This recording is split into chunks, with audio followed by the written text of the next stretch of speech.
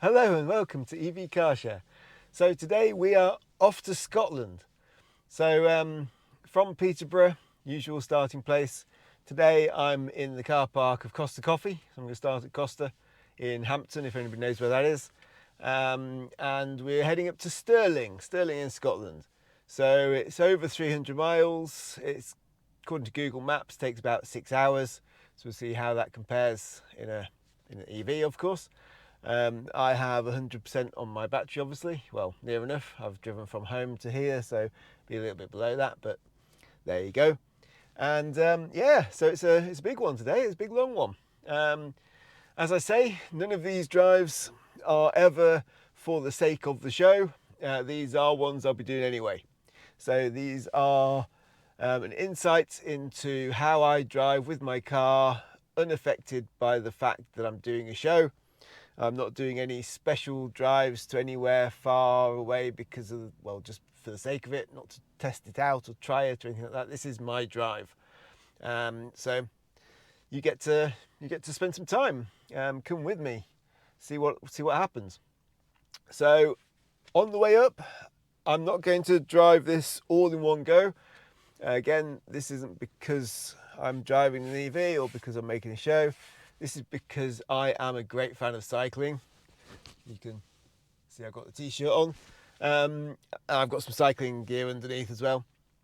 And the Lake District is fantastic for cycling. So I will be stopping off on the way up in Keswick and going for a ride on my bike. Obviously, if available, I will stick the car on charge while I go, do a couple of hours of riding, maybe have some lunch or something like that.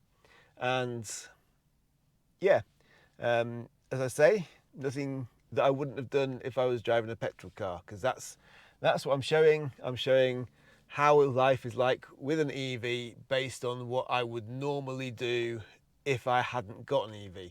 So it's nothing special, nothing out of the ordinary, just following along my normal life. So welcome. And let's get started. I will go through the route first on the sat-nav and show you what it's all about, what we're going to do today. Okay, so here we are. This is the Kia sat-nav, and I have stored earlier in the memory a charge point in Keswick as one of my favourites. So I can go more. I can go favourite station. I can scroll down to the bottom. This one here. It's what they call a destination charger. So you'll notice it's only 22 kilowatt maximum. And this car actually can only take 11 kilowatt maximum on AC. We can do much faster on these DC chargers. These are kind of 350. But we're going to drive to here and leave it while I go cycling. I don't want to be fast. If it's fast, then I'll be done in 20 minutes. I want something that's going to last at least a couple of hours, so it can charge while I'm gone. I don't have to worry about having to move it. So that's that theory. So if we set that as a destination, then the car will decide whether it thinks we will get there or not in one go. So it says, no, you won't. So I'm going to say no for the moment. I don't want to pick a charger on the route, and we will get going. One of the quirks about this sat-nav is if you pick yes at that point, I want a charger on the route, it will pick one out for you just as it sees fit. Whereas if you say no and then you get driving, it will pop up another message a bit later saying you're not going to get there. Do you want to search for a charge point? And then if you press search, it will bring up all the ones on your route, and that allows you then to pick one that you want from the ones on your route rather than the specific one it thinks is best. I think you can also, while you're driving as well, just go to chargers en route and pick one.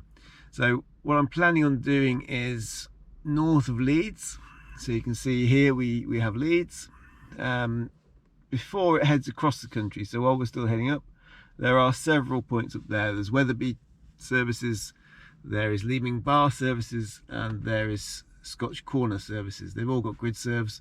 They're all 350 kilowatt units, so fast charging. My plan probably is Leeming Bar, so I'll probably stop there, grab a coffee, plug in for about 10 minutes or something to give it a good top up.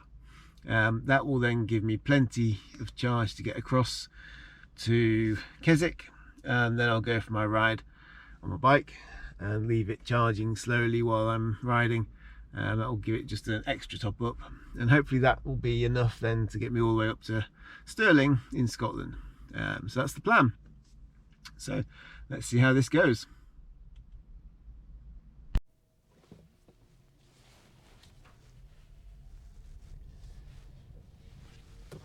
Right, it's a lovely sunny day. Sun visor down. There's Costa, not going there at the moment. And the pub. Convenient car park for starting off this drive. And we will see how today goes.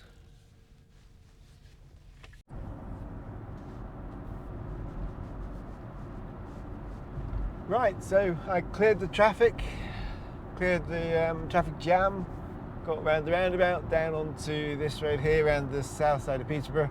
This is the A1139. Yeah, very catchy.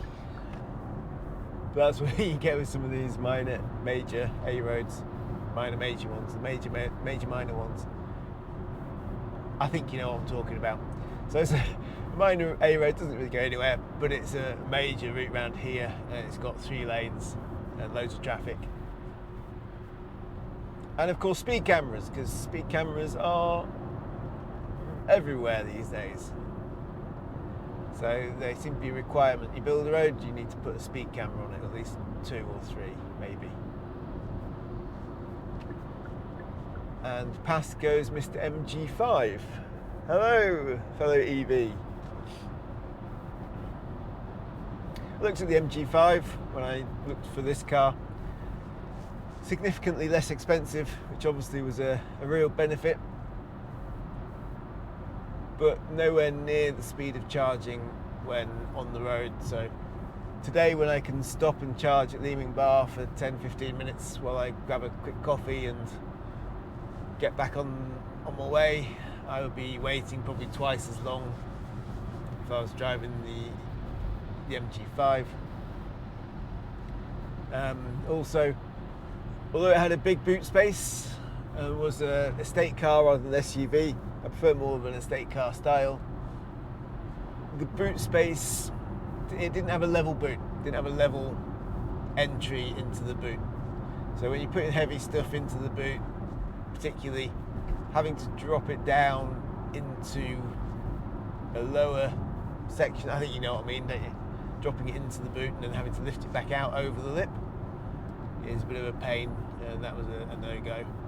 And then there were some concerns about the roof bars as well. It had like roof rails, and certainly the early versions, apparently they were just for show.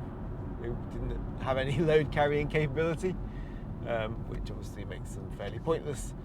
And I like to do lots of outdoor stuff, so we have kayaks and we have bikes, and they will go on the roof from time to time if we're taking them out. So, edge of Peterborough, going on to the A1 here, just passing Peterborough services. If you have an EV, don't rely on Peterborough services as somewhere to charge. It is way too busy. There are only 6 Ionity charge points there. There are a couple of Gridserve, the old Gridserve ones, with CHAdeMO connectors. But the Ionities, the fast 350 kilowatt Ionities, there are only 6. At the moment, according to my sat-nav, they are all occupied, which is quite believable because they often are. So I would say avoid Peterborough extra services if you need to charge your EV. If you do need to in this area, then call up the InstaVolt app. There are a couple of InstaVolts nearby within a mile distance that are barely ever used in comparison at Starbucks, and even in the next car park along from those ones there are some Osprey, again barely ever used. So go there instead, you'll get straight in and get charging. Either that or just charge a bit earlier or later, because as I say, only 30 miles away there are 12 Gridserves up at Grantham, and at the moment 9 of them are free, so a lot less busy.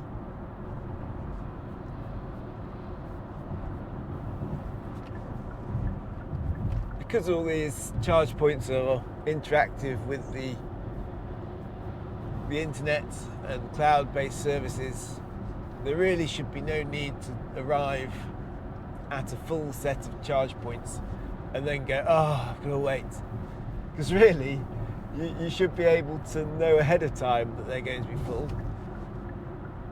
and you should be able to pick somewhere else instead, either further up the route, earlier on the route, or just off the route. So if you are waiting around, then don't moan, because it's your own fault. It's your own choice to wait around.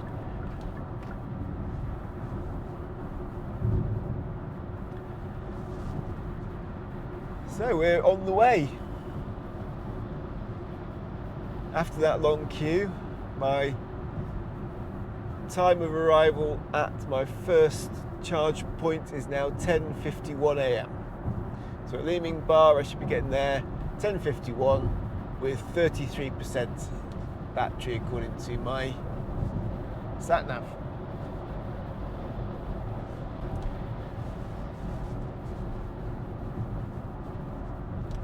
So for the moment, let's just sit back and enjoy the ride.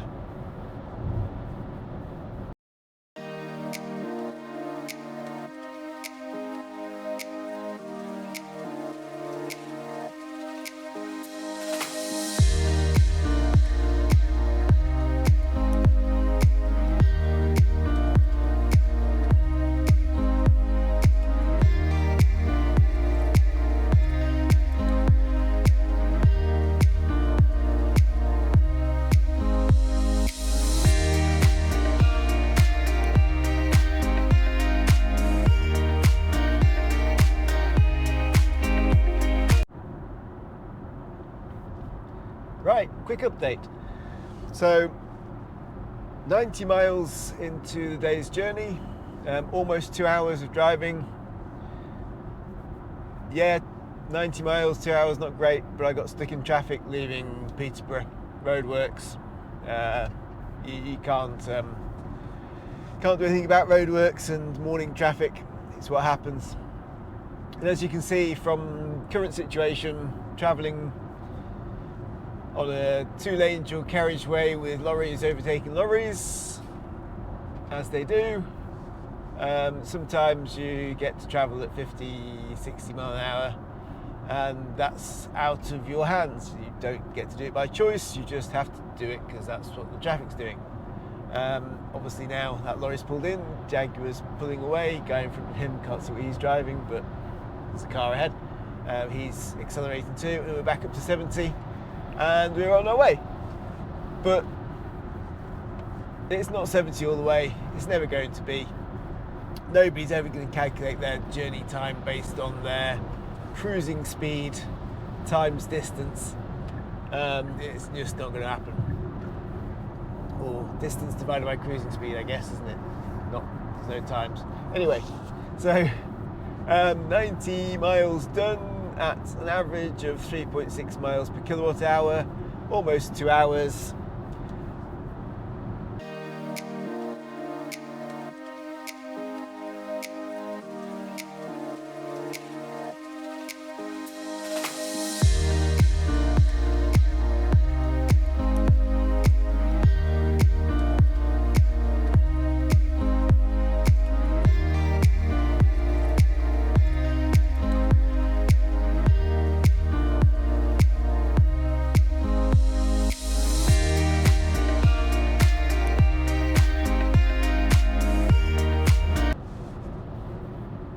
Now we are just 2 miles from Scotch Corner services, so slight change of plan to the original Leeming Bar. Decided to go on a bit further. Decided that I would prefer to go to Greggs and get my coffee than go to McDonald's, which are the two different options there. So getting into the left lane here, the correct lane for coming off for these services. The car is telling me there are 8 high power chargers available out of the 12 that exist here.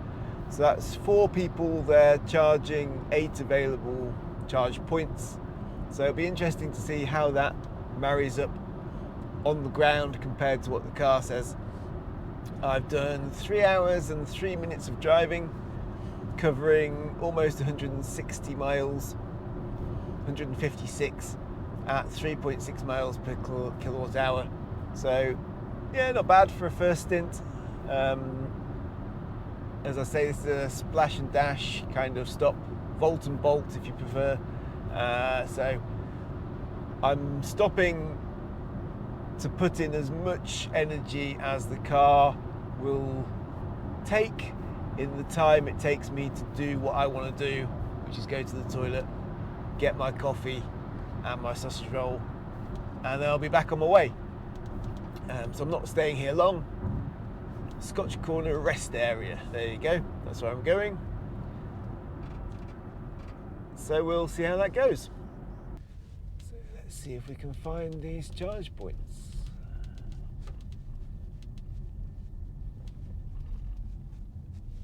High power, left and onward.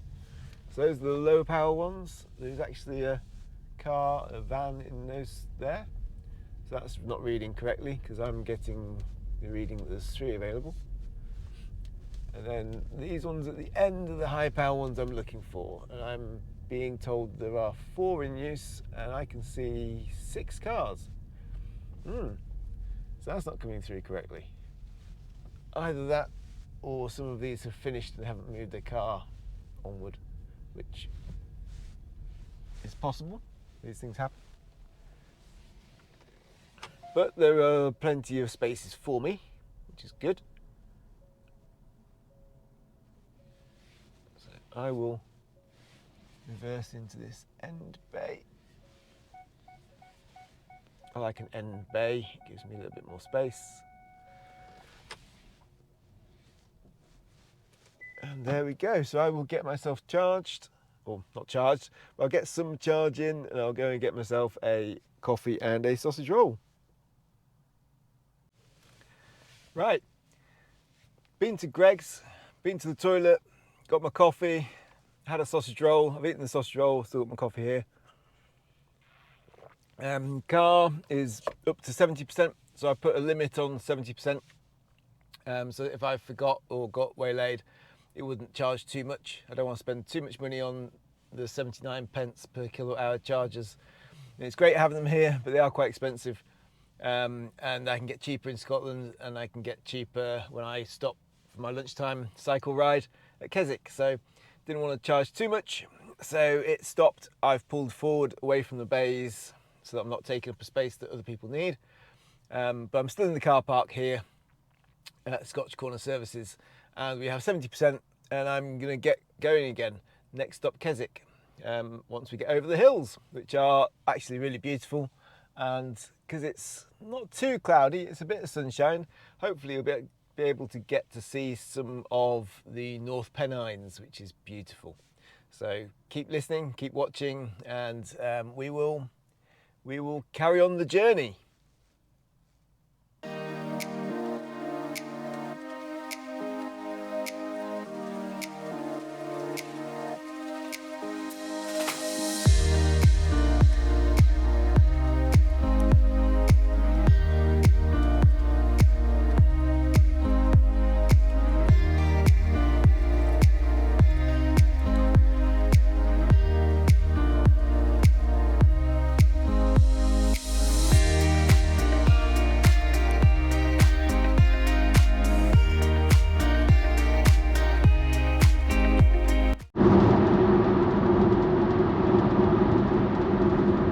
literally up in the hills now.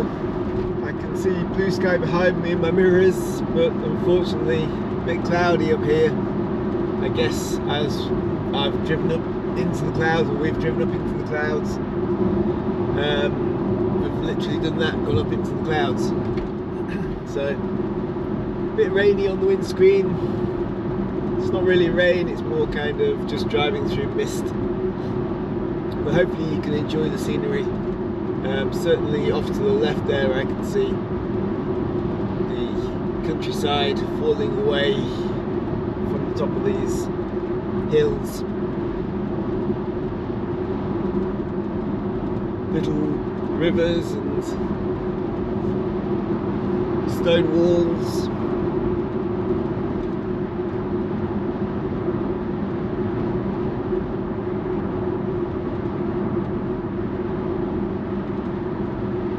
This really is a picturesque part of the country.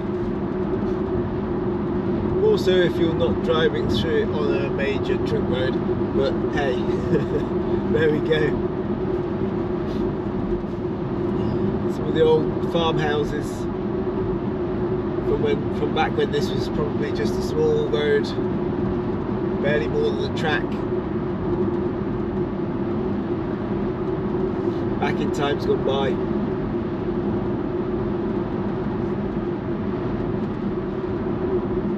One of the functions in the Kia, which is quite nice, I have a display with a compass, and that reads altitude. So I can read that we're now at 1,263 feet.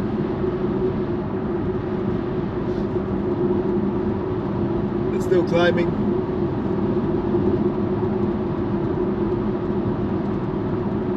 From my charge point at my coffee stop, charge stop at Scotch Corner to here, I've done 2.6 miles per kilowatt hours. That's a lot less efficient than what I would normally expect. I'm normally expecting 3.5 upwards, but we're looking at down as low as, well, 2.6, let's call it 2.5, because you had to climb up into the hill, into the hills. We're now up to 1,300 feet, so we're still climbing.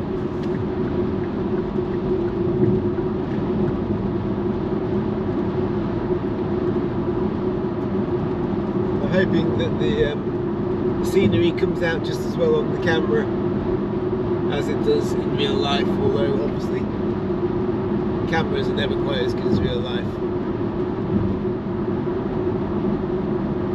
Yeah, it's lovely up here.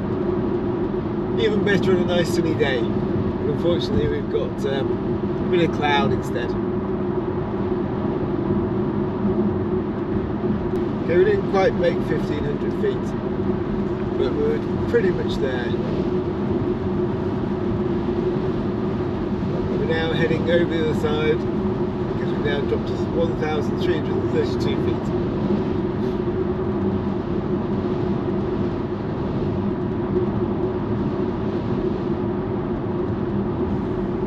See the road dropping away, the landscape opening out in front of us as you come down this hill.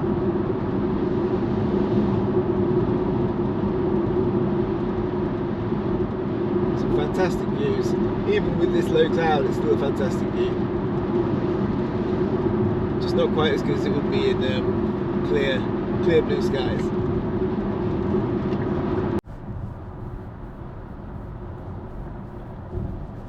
Approaching Penrith. So the A66 is almost behind, well, the A66 between the A1 and M6, that section, is almost behind us. I think it continues as A66 the other side of the M6, which is why I kind of corrected myself there. So we're just coming up to Penrith. There's a couple of roundabouts and then cross the M6, and then we go into the Lake District. So I've got over the hills. Car is reading 56%, so it took me about 14% of the battery, call it 15%, to make that crossing from the A1 to the M6. That's worth knowing, worth considering in future. I think that I would have easily be able to get to Keswick if I'd decided not to stop at Scotch Corner. But of course, Scotch Corner in the end was a necessary stop for toilet and coffee. I guess I'd put that down as a toilet and coffee stop where I charged at the same time, rather than a charge stop where I got a coffee, went to the toilet at the same time. So you can look at it two different ways. The limiting factor, or the factor requiring me to stop on this occasion, was not the charging. But of course I did charge while I was there. You take the opportunity, don't you? The charge point at Scotch Corner is Gridserve. Gridserve are 79 pence per kilowatt hour. That's more than 10 times what I pay at home. So to me that is expensive. The one that I'm going to be using in Keswick when I get there, it's not a rapid charger, so it's not DC ultra rapid, but so I won't get anywhere near as much energy out of it, and I'll be staying a much longer time, which is the point of that style of charger, to be fair. It's an AC destination charger, and it will be a lot less expensive. I mean, it won't be anywhere near what I pay at home. It'll be about 50p, I think it is, when I looked at the information. So that's what I'm looking to pay when I get to Keswick. And one of the reasons why I'm charging at Keswick rather than just using one of the other car parks, because this particular car park will allow me to leave my car and charge on a cheaper rate than I have just done with my Splash and Dash or Volt and Bolt, and also cheaper than I would do further up the M74 towards Scotland. If all of that makes sense. Obviously, if you get a bit confused by my ramblings, leave some comments in the comment section. I will try and clear things up. And with that in mind, if you like the video, dislike the video, any comments, yep, add the comments, like the like buttons, dislike on the dislike buttons, subscribe if you like the whole concept and want to follow more. All those things will help me as a fledgling YouTuber as well.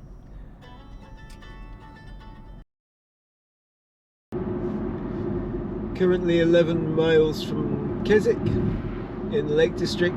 We can see the mountains or hills, probably both, up ahead, opening out in front of us. Still low cloud, so the tops are in the cloud, but yeah, still impressive scenery. It's nice to be in this part of the country. I'm an outdoorsy sort of person. Give me some hiking, hill climbing, cycling, kayaking, camping, any of those things. All good in my book. So the car is telling me I will arrive at the Fuse charge points in Keswick with 50% remaining. So that's gone up from the 40 that I was thinking I would be doing. If I gain 30% on top of that while I'm plugged in there,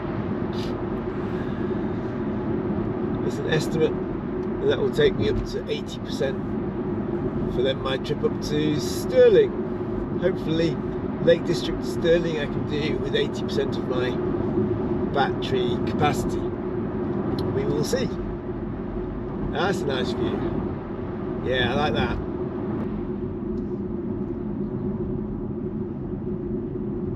And we have some roadworks. There's roadworks in this part of the country as well, of course there is. There's roadworks everywhere.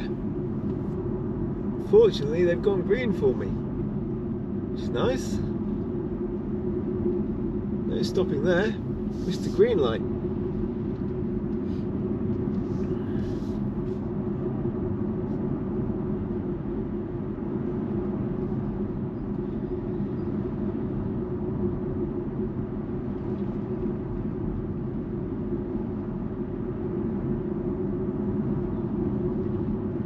So somewhere you can see Keswick, you can see the steeple, presumably that's from the church in the centre. So we're coming towards the centre of Keswick. My charging is apparently down here, so let's turn left onto this Blencathra Street. Potholes, there's holes everywhere. And then I will turn right on, also on Blencathra Street. And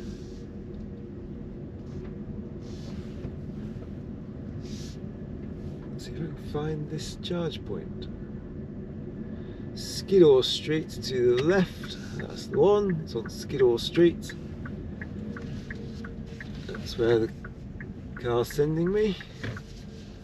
I believe it's behind this big building on the left here. Yeah, welcome, electric vehicle charging available.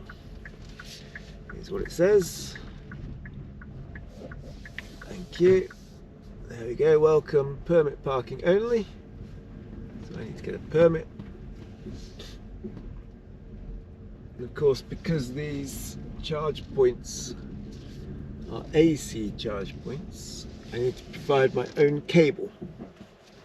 So, which is no problem, I have my cable. It's in my frunk or fruit, or my front storage area underneath the bonnet. I don't know what you want to call it.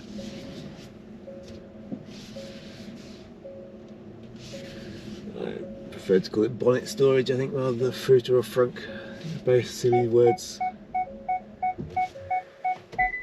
Okay, so there we are. So that's the first leg done. I have 51% remaining on battery, so I drove up as far as Scotch Corner, 3 hours, stopped for coffee and toilet, charged while I was coffee and toileting, got back to about 70%. Well, got back to exactly 70% because I put myself a limit on it on the car, so I didn't spend too much money. Then I drove here to Keswick, and I'm going to go now for a ride. It's just before 1 o'clock, so I can get my bike out and go for a cycle ride while the car charges for a bit longer. All is good. And then we will carry on afterwards with trip up to Stirling. So yeah, catch you later. There we go, cycling done. Car charged for 3 hours, I think it was. Well, almost 3 hours, 2.5 or so. And it's got up to 87%. 87% is going to be way more than I need to get to Stirling, which is perfect. So I'm going to head off. Car says I'll get there with 16%. I think I'll get there with far more than that. It's only 149 miles.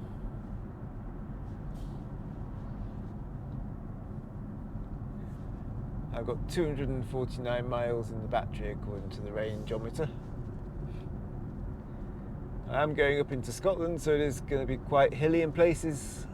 Certainly the M74, if you've ever driven the M74, that goes up and down a lot.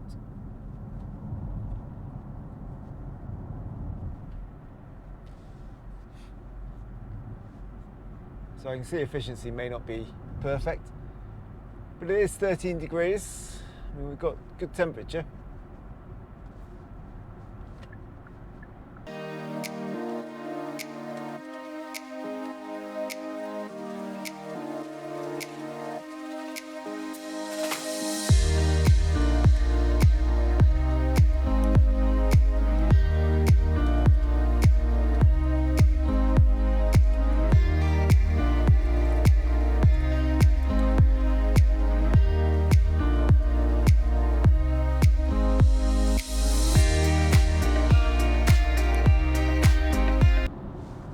Scotland's known for its hills and mountains, and here we are on the M74. and we're getting into the hilly section. So here we have, you can possibly see over to the right, there are some hills. There'll be hills both left and right before long. And there's a stream that runs on the right hand side at the moment, and a railway as well, which I think is the west coast main line into Scotland up to Glasgow. And because this is like a valley and you can't really use the land either side for transportation, then the railway and the road very much kind of follow each other through the valley alongside the little river, which is really, really quite nice. Up on the hills, generally they're quite bare hills, not bare hills as in bears in the hills. There are no bears, you don't have to worry about bears, you can go and camp out there. But bare hills as in B-A-R-E, there's nothing much on the hills. There's a bit of forestry goes on now. As I understand it from history, all of these hills used to be forested. Originally it was loads and loads of woods, it was all wooded, lots of trees. And then Great Britain decided to chop them all down, really, over a course of hundreds of years. It was during the period of boat building, wooden boat building, when places like London and I guess Edinburgh and Glasgow and so on were becoming big cities, need a lot of wood for building houses, but equally at the same time we were building loads of boats to sail across the ocean, the whole British Empire thing. And a lot of hills around here got completely emptied of their trees. It's a shame, but it's history that can't be changed, so all that can be done is put some more trees back on, and there are some forestry areas where trees are being replanted out here.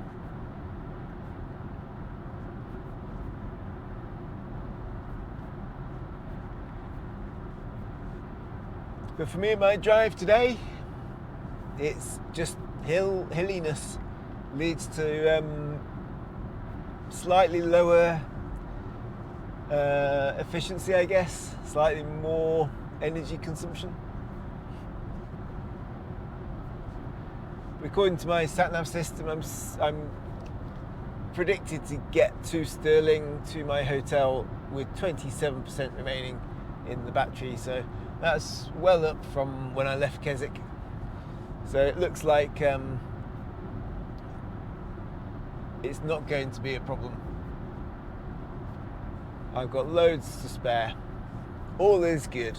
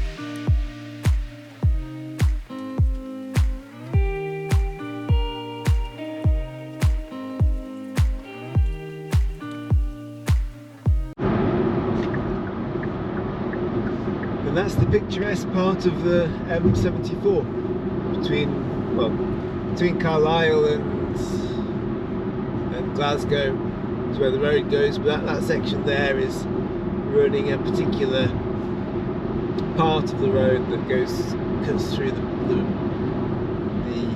upper lowlands, the upper lowlands I think it's called, so the lower part of Scotland, but the hills of that part.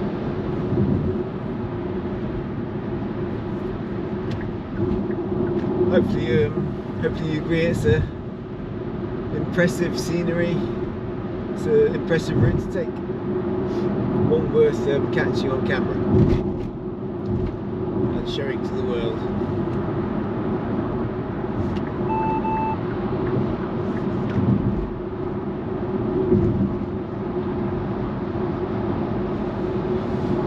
So after navigating that lorry entering the road, let's have a quick update. So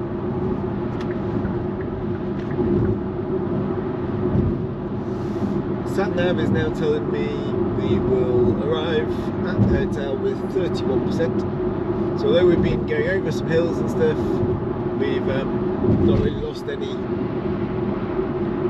efficiency. Well, the efficiency is 3.5, which is very good really, considering. But then it is a nice warm day, so I think that's really what's made the difference today. It's been very still. You probably noticed during that last section that some of the wind turbines were stationary or were only just going round. It's been a very still day today. The rest of the week is due to pick up, so they will be spinning like mad when I come home. But yeah, today they're a bit still. It's a bit of a still day, and that's beneficial to driving a car. If the car's not being blown about left and right and so on, or into a headwind, then you will get better efficiency.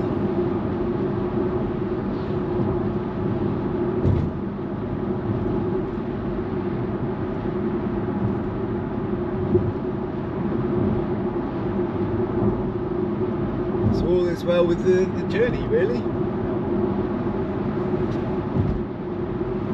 Due to arrive now at 6:17. It was 6:09 when I left Keswick, so maybe lost 10 minutes. If I'd gone a bit faster, I could have saved that 10 minutes, I'm sure. Although some of that 10 minutes may well be due to traffic up ahead. It is now 5:30 in the evening on a Tuesday, so I would expect the traffic around Glasgow to be a little bit heavy in places. So that might be the difference between what I was reading leaving Keswick and what I'm reading now. To be fair, 45 miles left to go.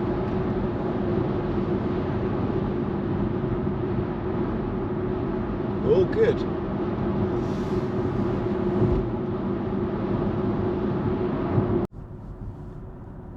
This is the outskirts of Stirling. Again, as with Scotland in general, you can see the mountains. So up ahead, you can see the mountains straight on.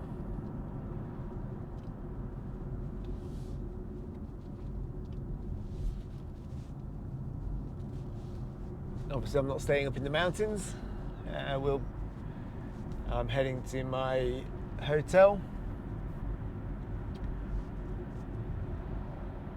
up near the university.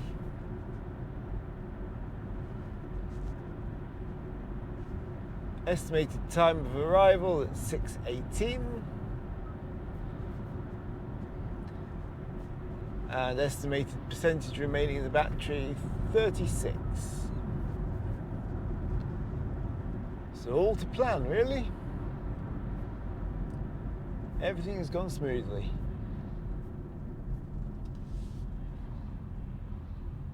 No problems driving an electric car from Peterborough to Stirling. So I can tick that one off the list. Plenty of charge points on the A1 heading northbound. Topped up for 13.5 minutes before cutting across on the A66. Spent my lunchtime in Keswick. Left the car on a slow AC charger. There was plenty of availability there while I went and did some cycling in the hills in the Lake District. Came back to the car, have had plenty to get all the way up to Stirling. Had I decided not to charge my car in Keswick and go cycling, if I was just somebody who wanted to turn onto the M6 and head north, then that would have been fine too.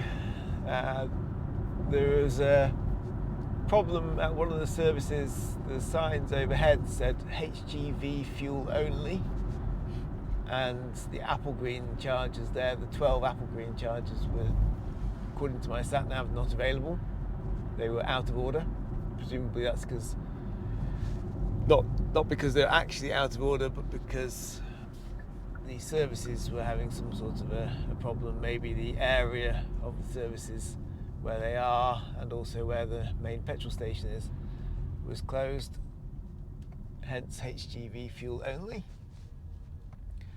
But even with those ones closed, there were plenty of charge points up and down. Well, up and down, obviously I was going in one direction, just going up, but all the way up the M6 and then onto the M74, there were plenty of charge points available. According to my car sat nav, obviously I didn't go to them to see what they're like on the ground, because I have no need to do so. I didn't want to waste loads of time.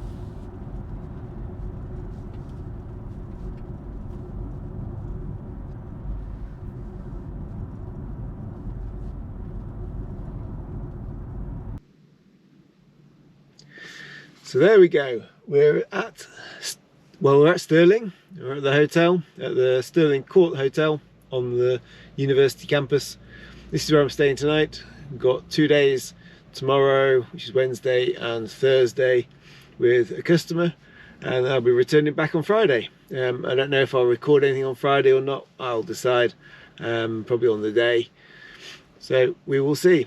But thank you for joining me on this journey. I hope you agree it's been very smooth, no problems. Couple of charging stops, one ultra rapid in 13.5 minutes to top up what was needed, and one AC destination charger while I spent some time in the Lake District. I don't know what could be better, really. Arrived with 36% remaining. There are charge points around the university, so I probably will charge on those before heading away on Friday, but I don't think I'll do it tonight. I think I will check in, get something to eat, have some beers. I've got a colleague who's staying here as well tonight. He's been here a day already and is off tomorrow to Dundee. So all in all, it's been a good ride, a good drive. I hope you've enjoyed it. As I say, subscribe, like, leave comments, whatever you want to do. You know YouTube, I'm sure you know it by now, and hopefully you'll join me again for another car share. So signing out, this is thank you for joining me on EV Car Share, and goodbye.